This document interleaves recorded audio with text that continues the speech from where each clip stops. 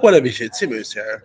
Now, one of the films that pretty much became profit last year and made some pretty good dough during my movies were like reopening and stuff like that was Ghostbusters Afterlife. I I don't know, I enjoyed Ghostbusters Afterlife. I thought it was really entertaining. Jason Reitman, taking over the director's reign from his father, Ira Reitman, I thought was great. Now, of course, they did announce that Ghostbusters Afterlife sequel was coming, and it was set for release next year and all. Well, good news is the movie is still coming. Only disappointing news is Jason Reitman is not returning. Uh, According to Hollywood Reporter, the sequel to Ghostbusters Afterlife is revving up with filmmaker Gil Kenan. The cast of Afterlife, which also included Carrie Coon, Paul Rudd, Finn Wolfhard, and McKenna Grace, are all expected to return for the sequel, which this time around will be take place in New York City. Which, come on, Ghostbusters Afterlife was great, but let's be for real, Ghostbusters belongs to New York City. So I'm glad that they are bring Ghostbusters back to Providence here. And of course, the code name for the film is Firehouse, which is a nod to the setting of the 1980s films, which will be included in the new summit. This is where that like the working title is said to be called Firehouse, but I don't think that's gonna be the full official title. But we'll see. Anyway, now good thing is Jason Reitman, who of course, like I said, directed Afterlife, will actually be a exec producer on this, and will also be co-writing the script with Gil Kenan. Now, here's what Keenan has ended up saying in a statement.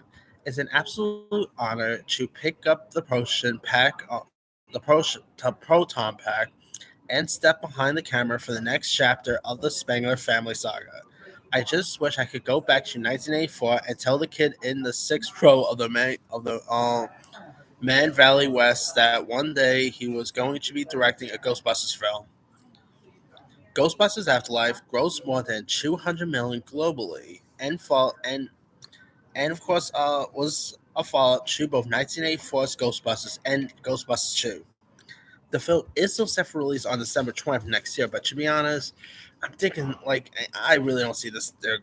I really don't see this really coming out in December. I won't be surprised if they push it back or something.